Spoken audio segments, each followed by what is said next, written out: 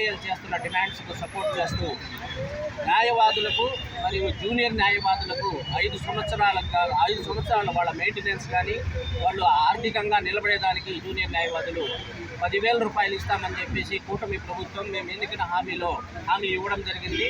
ఆ హామీ ప్రకారం నెల క్రితం ఒక 10 రోజుల క్రితమే లోకేష్ బాబు గారు 10,000 రూపాయలు ఇచ్చేదానికి సమ్మతి వ్యక్తం చేశారు.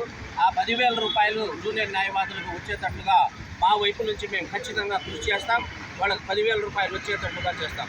ఇంకపోతే క్యాష్లెస్ కార్డులు ఇవ్వాలని చెప్పేసి మా డిమాండ్ ఉంది. ఆ డిమాండ్ను కూడా మేమందరం కలిసి సాధిస్తామని చెప్పేసి తెలియపరచుకుంటున్నాను. ఇకపోతే ప్రొటెక్షన్ యాక్ట్ తెలంగాణలో రేవంత్ రెడ్డి గారు అడ్వకేట్స్ ప్రొటెక్షన్ యాక్ట్ తీసుకురావడం జరిగింది. ఇప్పుడు జీవో కూడా పాస్ చేసి యాక్ట్ కూడా పాస్ చేసి అమలు పరిచే దిశలో రాష్ట్ర ప్రభుత్వం ఉంది. ఆంధ్రప్రదేశ్ రాష్ట్ర ప్రభుత్వం కూడా కూటమి పార్టీలన్నీ కలిసి అదేవిధంగా అడ్వకేట్స్ ప్రొటెక్షన్ యాక్ట్ని మన ఆంధ్రప్రదేశ్లో కూడా కొనసాగించాలి.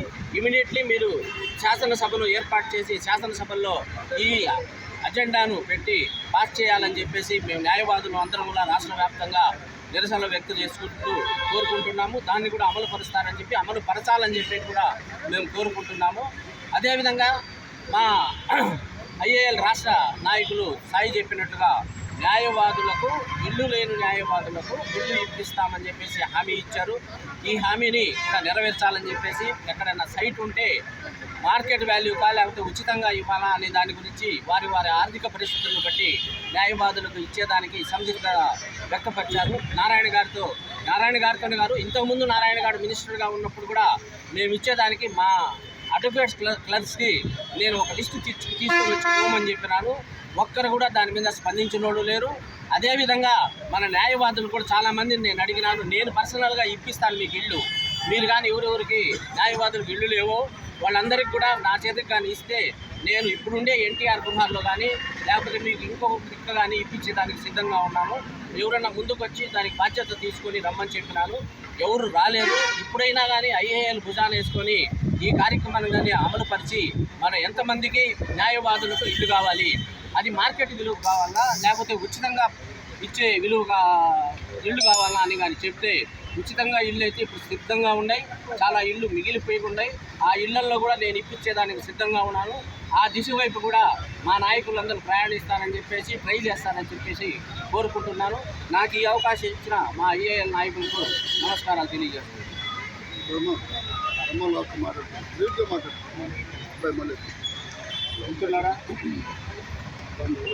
ఇండియన్ అసోసియేషన్ ఆఫ్ లాయర్స్ రాష్ట్ర కమిటీ గత 15 రోజులుగా అన్ని జిల్లాల్లోనూ న్యాయవాద మిత్రులందరినీ కలుపుకొని ఈ అడ్వకేట్స్ ప్రొటెక్షన్ యాక్ట్ని అమలు చేయాలని, అలాగే క్యాష్లెస్ హెల్త్ కార్డ్స్ న్యాయవాదులందరికీ ఇష్యూ చేయాలని, ఆ తర్వాత స్టైఫండ్ బకాయిలు 5,000 రూపాయలు స్టైఫండ్ ప్రతి జూనియర్ న్యాయవాదికి ఇచ్చేటటువంటి పరిస్థితి ఉంది.